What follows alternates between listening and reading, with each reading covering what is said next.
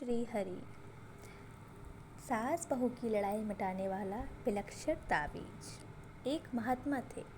वे पैदल घूम घूम कर सत्संग का प्रचार किया करते थे। वे गांव में जाते, कुछ दिन ठहरकर सत्संग करते और फिर वहां से दूसरे गांव चल देते। लोग भी उन पर बड़ी श्रद्धा रखते थे और उनकी बात मानते थे। घूमते घूमते एक गाँव में पहुँचे। गाँव में जब सब जगह प्रचार हो गया कि महाराज जी पधारे हैं, आज आमुक जगह सत्संग होगा। सत्संग के समय बहुत से भाई बहन इकट्ठा हो गए। जब सत्संग पूरा हुआ तब एक माता जी महाराज जी के पास जाकर बोली, महाराज जी आप आमुक गांव में जाया करते हो? महाराज जी बोले, हाँ माई जाया करता हूँ। माता जी बोली, वहाँ आमुक नाम का आपका सेवक है राघव, आप उनके घर भी जाया करते हो? महाराज जी बोले, हाँ जाया करता हूँ। क्यों माँ जी? माता जी बोली, यह मेरी बहू उसी की बेटी है। यह मेरी से लड़ती है, मेरा कहना नहीं मानती है। लोगों में महाराज जी का एक भय था।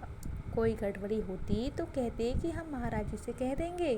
वह कहता कि भाई महाराज जी से मत कहना, तुम जैसा कहोगे मैं वैसा कर लेंगे। महाराज जी कोई राजा की तरह दंड नहीं देते थे।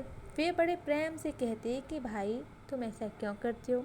लोग उनकी बात का आदर करते थे। प्रेम का जो शासन होता है वो बड़ा विलक्षण होता है।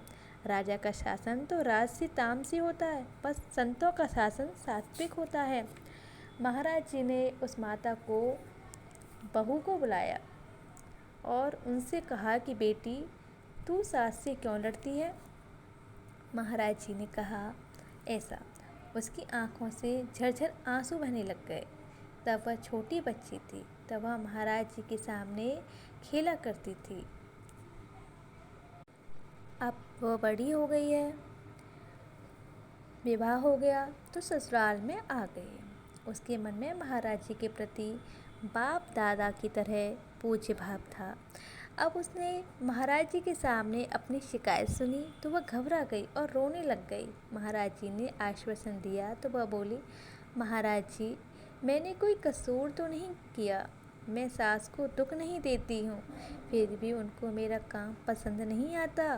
मैं क्या करूँ? सास बिना कारण मेरे से लड़ती है। बहू तो कहती है कि सास लड़ती है और सास कहती है कि बहू लड़ती है। ये लड़ाई कम से कम 2 आदमियों में होती है, अकेले में लड़ाई नहीं होती। सैकड़ों हजारों आदमी मिलकर लड़ाई कर सकते हैं, पर अकेला आदमी लड़ाई नहीं कर सकता। 2 आदमी लड़ते हैं तो एक कहता है कि वह लड़ाई करता है और दूसरा कहता है कि वह लड़ाई करता है। अपना अवगुण अपने को नहीं दिखता। महाराज जी ने कहा, बेटी तू घबरा मत, मैं एक ऐसा यंत्र बना कर देता हूँ जिससे लड़ाई मिट जाएगी। वहाँ उसका देवर खड़ा था। उसको महाराज जी ने कागज कलम दवात और एक तावीज़ लाने के लिए कहा। वह जाकर चारों चीज़ें ले आया। महाराज जी ने कागज के एक टुकड़े पर कुछ लिख दिया और उसे समेटकर तावीज़ में बंद कर दिया। महाराज जी ने कहा, बेटी यह तावीज़ तू बांध ले, तेरे घर की लड़ाई मिट जाएगी, परंतु इसके साथ तेरे को मेरी बात माननी पड़ेगी। बहू कहती है, हाँ महाराज जी आप जैसा कहेंगे वैसा ही करूँगी।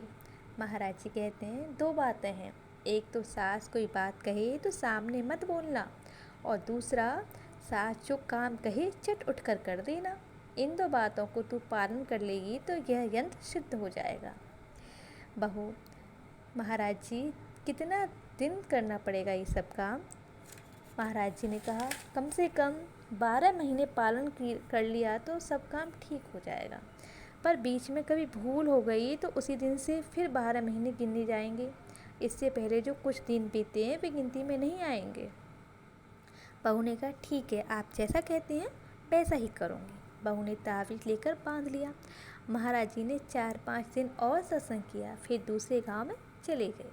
उनका कोई नियम नहीं था वो कितने ही दिन यहाँ रुकेंगे। हमारे यहाँ पहले ऐसे ही संतों का परंपरा चली थी और लोगों पर उनका धार्मिक शासन चलता।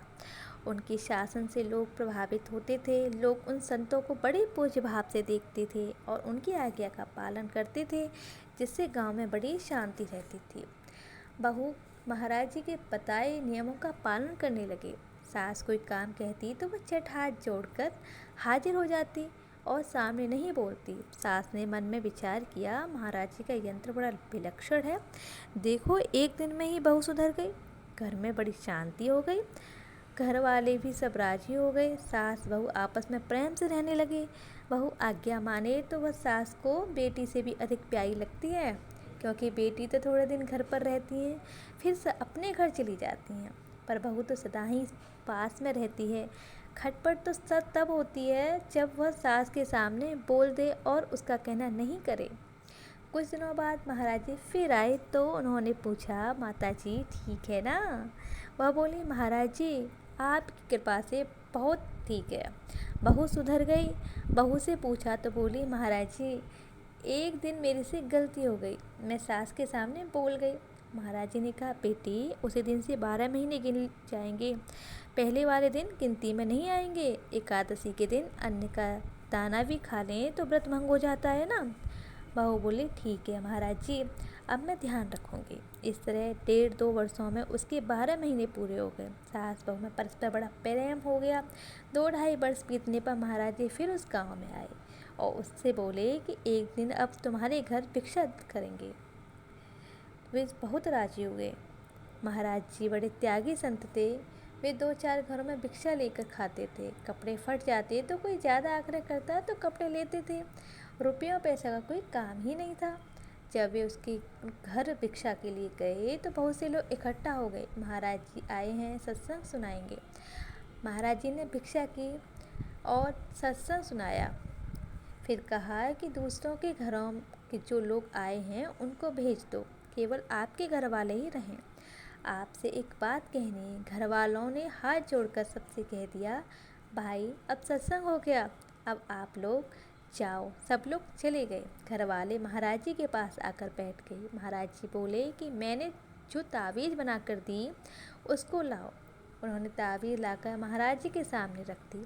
महाराज जी ने कहा कि इसको खोलकर पढ़ो, इसमें क्या लिखा है। उन्होंने तावीज़ के भीतर रखा कागज़ खोलकर पढ़ा। उसमें लिखा था, सास बहू राजी तो साधु क्या, और सास बहू नाराज तो साधु क्या। महाराज जी बोले, सास बहू शांति में रहें तो हमें क्या मतलब, और रोज़ाना आपस में लड़े तो हमें क्या मतलब। हमारा मतलब तो यह है कि तुम्हारे घर में शांति आनंद रहे।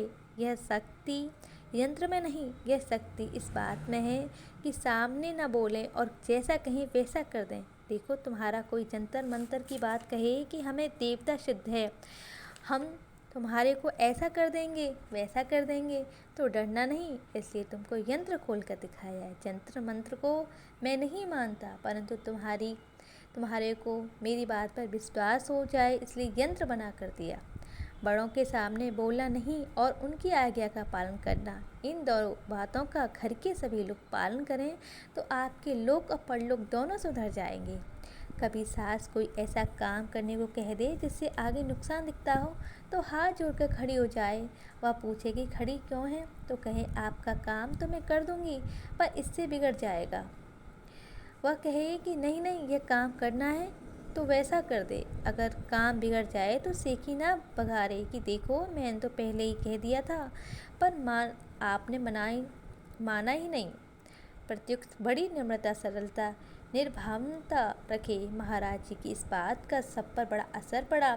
सब भाई बहनों से प्रार्थना है कि आप लोग भी आज इस विलक्षण यंत्र को धारण कर लें कि बड़ों के सामने नहीं बोलेंगे, उनका तिरस्कार, अपमान, अवहेलना नहीं करेंगे और वो जैसा कहेंगे वैसा कर देंगे। फिर आपके घर में भी शांति, आनंद की अनुभूति होगी।